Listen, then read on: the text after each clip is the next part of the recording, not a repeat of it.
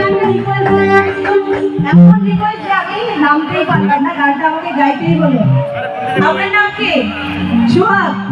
সুহাগ ভাইরা বেশি জোর করেছে এই গানটা গাওয়ার জন্য। আশা করি সবাই গানটা পছন্দের এবং যারা এক লাইন কি হবে একটু সবাই সামনে থেকে আরেকটু